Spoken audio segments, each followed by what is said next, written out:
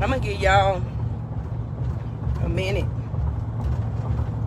to get on here, because I think, you know, what I got to say right now is pretty important, and it's a serious issue. It's a hurting situation to me, and it's a serious issue. That's what's going on in the world. So we got, you know, Black Lives Matter movement going on right now, right? And then you have the people that's in law enforcement that says Blue Lives Matter, and their wives or their families that says Blue Lives Matter. Okay, so I'm just gonna tell y'all what happened to me this morning on the way to work in this uniform.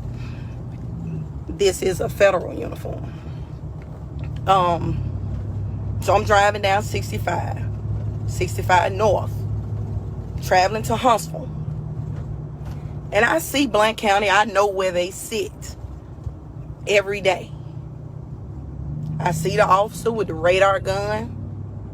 My front two windows are down. Each morning to work, I listen to my inspirational music on Pandora, because it's a dangerous road. I travel 1,000 miles a week. So my windows are down. I'm just in my spiritual mood. I see him with the gun, radar gun. I knew that I was going to get stopped. Wasn't speeding. Wasn't doing anything. I knew I was going to get stopped because I'm used to being stopped because of my vehicle and because I'm black. Now, this is someone that's been in law enforcement for 15 years. So, I go ahead and get over in the center lane because I know I'm going to be the one that, I see him come out, I know I'm going to be the one that stopped. See him get behind me, he turns on his lights, and I make a phone call, get my girlfriend on FaceTime so she can see this and hear. He comes up to my window and he sees my uniform, but I will say, I asked him immediately, and you all have the right to know why you are being stopped, because when I was trained back in 2005 as an officer, deputy, a law enforcement officer, approach your window, they are supposed to give their name. I am officer such and such, I am deputy such and such, and the reason that I stopped you today. Well, he come up to my window real aggressive like, and I asked him, I said, why did you pull me over? I have that right to know, because I know that I wasn't speeding. I know that I wasn't swerving, I wasn't doing anything. And I know that he was running radar. So if you're running radar and you're stopping me, you're insinuating that I was speeding. But anyway, so he tells me, well, you were following too close. And I said, following too close? And you had your phone. You were on your phone. I said, I wasn't on my phone. I said, I was listening to my gospel music. So then he says, oh, hey, yeah, she works for Customs. And then he turns on his mic. He said, oh, yeah, because I can feel a complaint coming. So now, me working for Customs had nothing to do with the stop. That was just him being intimidated by my position. Okay? It was him being intimidated, young white officer. So then, he's kind of mouthing me, and me being who I am. And those of you that know who I am and how I am, you're not going to disrespect me. Period. I told him, either you're going to write me a ticket or you're not. And he told me, I sure am. Okay, fine. The other officer comes to the window. Do you have driver's license? Well, what kind of question is that? I mean, I am sitting here in a federal uniform. You would think that assume that I have a license, right? I hand him my license. And then he says, well, I need a registration. Now, for those that do not know, when you register your tag, you have to have insurance, right, in this state. And it is linked, because the system's a lot better when I was a deputy at Jefferson County, okay? They can see your insurance. Well, I said, sir, y'all can pull that up, right? No, not out of state. Well, my tag is Alabama. Oh, okay. I'm looking for my registration as I show him my proof of insurance first on my phone. And then he asks for registration now, y'all. He taking me down through there now. He's every little thing he can do. Let me see your registration. Now, you know you can run the tag, y'all, and see that my tag is valid and it is current. But anyway, he wants to see my registration. So I dig through my glove box. I'm trying to find it, and he's steadily, the other officer is steadily kind of turning at me. You think you above the law? I said, excuse me? How do you think I'm above the law? How do you think that I'm above the law? Because I didn't ask for a break. Hell, if anything, I said, give me a damn ticket. I didn't ask for a break. So I find my registration. He looks at that, but all along, he's trying to provoke me, okay? And I told him, I said, sir, I will not argue with you. I'm not going to go back and forth for you. I'm not going to argue with you. So I say, I'm trying to simply give you what you asked for. That's what I'm trying to do. So then he tells me that, you just something about me having an attitude. I said, let me ask you a question. Do you know me? I said, because if you don't know me, you don't even know me well enough to even know if I do have an attitude. How are you going to meet somebody right away and know in that moment if they have an attitude or if they're sad or if they're anything about, you don't even know them. You don't know me to know whether or not I have an attitude. So y'all, he come back to the window with these 2 tickets, okay? Texting and driving. Now, I could pull my phone record up. I wasn't on the phone. I wasn't texting. I was listening to Pandora, John P. Key station, to be exact. Texting and driving and following too close. Now, let me tell y'all something. Let me educate y'all. Every law enforcement officer in this country know if I write you a ticket for following too close, I'm just giving you a ticket. Okay, because according to the law, it's every 10 miles per hour, there should be 20 feet. So if you're going 70, what's that? 70 feet. Now, how many people got 70 feet in between each car? So technically, we all follow too close, right? So we know if you get that ticket or you're giving that ticket, that's that cop being a butthole. So I get the tickets, and he tells me my name is such and such and such. If you want to complain, and the city hall is here. And I said, okay. I wrote his name. As I'm writing his name down, he tells me it's on the ticket. And then let me go back, y'all. He said, well, I know you enforce federal law, but state law. I said, I said, I enforced state law for 9 years as a deputy sheriff. So he's looking at me and thinking this black female and taunts me that's got a federal job with customs, whoop-de-doo. This is how he acts now, okay? But he didn't know my background. He don't know that I've been doing this for 15 years. I know the law, state, local, and federal. I know that. So I get my tickets. I'm upset.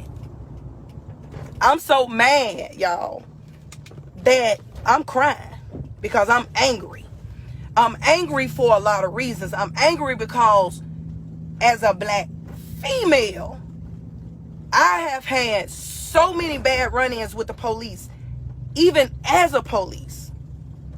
So when I hear black males talk about experiences, when I hear those, I don't discredit them. I know that there are facts. I know what they're saying is the truth.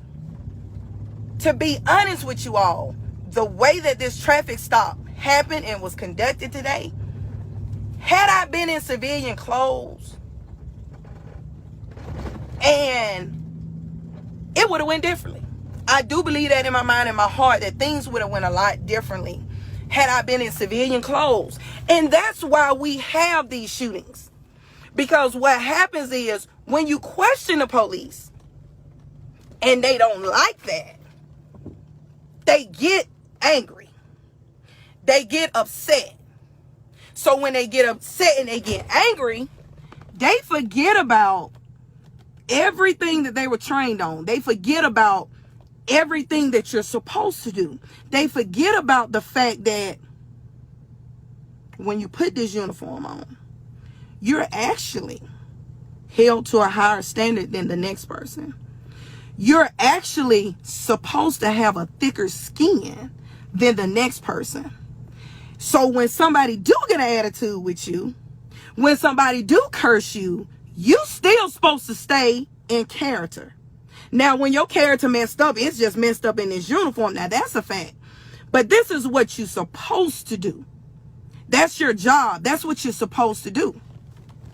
So for me, it just, my feelings, my emotions, I just erupt. I was angry. Like right now, I was supposed to go to the hospital. I can't even go to work because I was that mad and I was that upset. Because my girl had to tell me stop reaching for stuff. Because they were back there, they, I'm looking, I'm trying to put stuff in. She's like, stop all that moving. I told her I ain't stopping nothing. Now, that was a very good point of hers because the way they was acting, it really didn't matter about me being in no uniform. It did not matter. That meant nothing. So, I call my supervisor. I tell her what's going on. I tell her that you don't know what I've been experiencing when I have to travel from Birmingham to Huntsville 5 days a week. And me traveling through Kimberly on numerous occasions to get to 65. Being stopped, harassed, and followed. To the extent, y'all, that I was looking in Kimberly to purchase a home, that I no longer considered that area because I was being harassed coming through there. I shared all these things with her and she had no idea. Of course, I hate to say it, people don't want to talk about this. But white people don't know what we go through, what we experience. I don't expect you to understand because you won't understand. You won't understand me wanting to move closer to Huntsville because that's where I live. And that would take 30 minutes off my commute every day each way. But I can't do that because I'm being harassed. You don't know how that feels. So I get on the phone with her. I try to get myself together. And I drive to Blount County Police Department. Now, y'all that's from Alabama, y'all know Coleman and Blount County. Y'all know about those two counties. Everybody know that. That's no secret. So I get there and I ask the people, the dispatcher, they were so nice. Hey, how you doing? Because I guess they figured I was there for business or official business. I said, I would like to speak with a sergeant, lieutenant. So she said, well, the lieutenant's out. The chief is here. He's in the meeting with the mayor. She said, give me just a minute. They offered me coffee and everything. I told them, look, I'm probably the only person that wear a uniform that don't drink coffee. I said, I don't drink no coffee. So I stood outside, I waited, and I went upstairs. She introduced me to the mayor and the chief. So me and the chief, we went in his office. And we talked a good 30 to 45 minutes. And the chief, old school, probably been in law enforcement, probably as old as I am, probably. And he told me that was very unprofessional on their part. And that he was about to call them in the office. Now, honestly, y'all, I thought they were going to beat me to the office because knowing that they couldn't have thought that I was just going to proceed to work, and which they probably did, and not complain. Maybe they didn't think that I was going to go straight to that. Because I know if I done pulled over an officer and this went down, I'm going to my supervisor. Hey, Sue, this is just what happened. I'm just giving you a heads up. But no, they didn't. So we talked and he told me, he said, first of all, I'm old school. And where was the courtesy? You know, that was the first thing he said. Well, y'all, I'm going to tell y'all like this. I believe in when you right, you right. When you wrong, you wrong. And I believe that if I am doing wrong and I deserve a ticket, then I get a ticket. And I will pay that ticket. Okay? I have no problem with that. But to be done like that on a traffic stop is unacceptable. It's unacceptable because I told the chief, I said, what if I wasn't in uniform? What if I was not in uniform when this happened? How would that have went? And he told me, he said, we're all supposed to be in this together. And when he said that, I proceeded to say, you know, I come up and down that highway twice a day. What if y'all done seen these cop shows and highway patrol and the police don't always win? Now, the suspect get the upper hand. And what if I'm traveling and I see the police, me being who I am, and a lot of people know me, they know when I work Center Point, they used to call me Big Red. They know when I work, they know Jackson didn't play. So they know I ain't no lightweight. If I was to see an officer need my help, I'm stopping and I'm going to help. But just think about this, y'all. After today, after this man, these two guys done me. And the chief stops me in that statement. And he says, I was just thinking that. Like, he may need you one day. I mean, that's realistically, y'all. I mean, they're sitting there on the highway, they running right at it. And you know what he told me, y'all? This is what's gonna get y'all. He said they don't even write tickets. So what they tell y'all? I got this one, what on? I got these two. But they don't write tickets. They really don't write tickets. So that means my black butt was getting them today. And that means that it's like, y'all, I'm kind of like lost for words, man, because it's like, they like, you ain't getting this ticket. But we don't write them, but you getting it, right? So he says, get out of my car. Get off this. All right, y'all, let's back to business. Back to business. So what that means for real, though, if they don't really write tickets, but they wrote me a ticket, but then he also said that the other guy, the Turner guy, is a interdiction guy. So what does that mean? Interdiction, for y'all that doesn't know, they're looking for drugs. They're looking for money. Okay? That's where interdiction, if you got an officer or you see those units that says interdiction and stuff like, they're not looking for speeders. They don't care about that. They are looking for drugs, okay? So that tells me if they really don't write tickets, then you looked at my vehicle, my windows were down, you knew I was black, and you probably thought I was a man with this haircut. So you said, ooh, I got a good one. That's what that tells me, and I know that's what it was about. So, with all that being said, y'all, A, know the law, okay? B, be careful. Because if this happened to me in my uniform, then what's the level that it really would have went to if I wasn't? Now, when I opened my armrest and he asked for my license, there was a gun there. So let's say I didn't have my shirt on.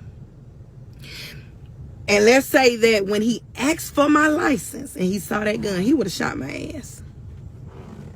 He would have shot me. Because he was already young.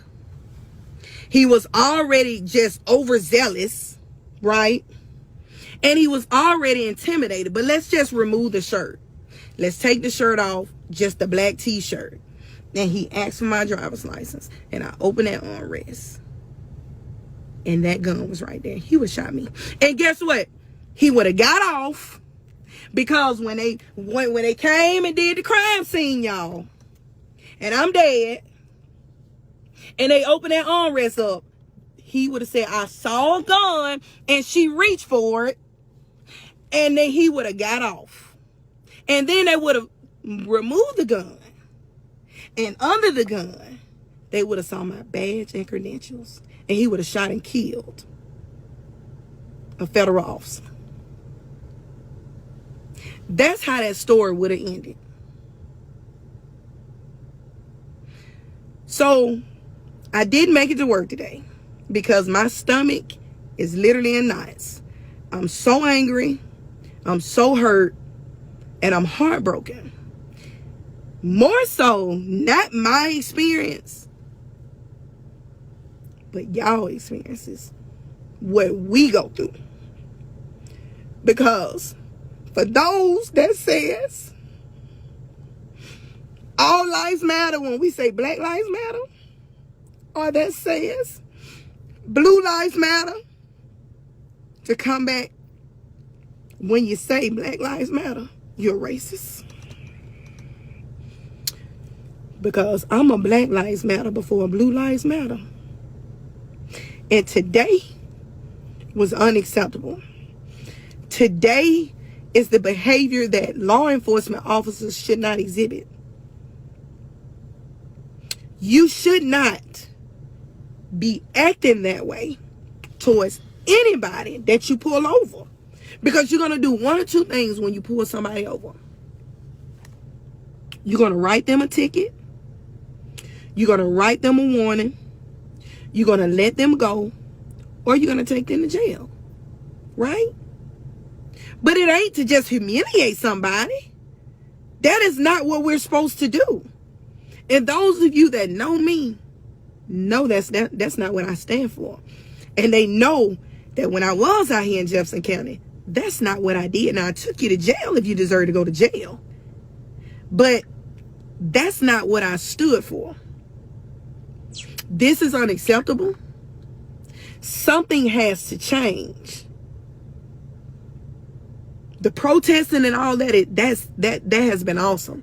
That has been amazing. But something more than that has to change. Because two officers with that kind of attitude will kill you. They will hurt you. And they will articulate why they did it. They will articulate how they did it. And if you think I'm lying, and I know I'm a strong Black woman. Like when I know I'm right, I'm passionate, and I'm adamant about my point. But I'm telling y'all, it could have went different had I only had my black t-shirt on and not this uniform shirt on. And I went in that glove in my armrest and that gun sitting right there. Because the way he approached my window, y'all, like he was the shit. Now, that wasn't the safest way because that's not even how we're trained. Because if I was a thug, if I had just robbed somebody, or if I knew I had warrants and I didn't want to go to jail, he would have been dead because he approached my window and put his whole body straight in front of me. You don't approach the window like that. You're supposed to be behind that door in a safe manner, looking this way. You don't know who you're approaching. But he was so ready. So when you're dealing with an officer that's so ready, those are the ones that would kill you. And I believe today they would have shot me. I may not have died, but he would have shot me. Had I didn't have his shirt on and I opened his armrest, because I don't know. This sad too, y'all. Being the police, I don't reach for my license until the officer gets to the window. I don't reach for nothing until the officer gets to the window. So had I reached with him in that window, he would have shot me and thought nothing of it. And then the plot and the moral of the story would have twisted. Blount County Police Department shot and killed a federal officer with no warrants, no criminal record, no nothing. So that's something to think about. Y'all be careful out there. Be careful out there. Know your rights, okay? But this is why people get killed, because you question the police. You question them, even though you're right. But they don't like to be questioned, because they think, I'm the police. You're nothing to me. I'm the big bad wolf, and that's not the way it's supposed to be. I just wanted to share this with y'all because this is serious. It's serious, and it's an issue in this country. And this is the start, if you want to really break it down, this is the start of why the movement is what it is. Because officers do not know how to conduct themselves. So we need to get back and down to the basics. And we need to weed through these kind of officers. They need to be off the force. Some training needs to be done. And if you can't get it, you got to go. Because if this is the way you're going to treat people, you do not need to carry a gun and a badge. Because had I really, really turned up, ain't no telling what would have happened. I guess it would have been me against them. But I turned up enough that he didn't like coming from a black female. And I told him, either you're going to write me a ticket or you're not. Because I'm not a child. You're not going to chastise me. You're not going to try to talk at me. Not this one. So either go back there and write the tickets or not. And I got two. Okay? And the chief said that he would handle it. If I wanted to make the written complaint, I would come back and speak with the lieutenant when he gets back on vacation. But I'm going to be all right, y'all. But y'all make sure y'all okay. Y'all make sure y'all okay. And y'all can always hit me up. You got a question, I'm always here when it comes to this law stuff. Because I know a lot of people really don't know the law. But it's all good. It's all good.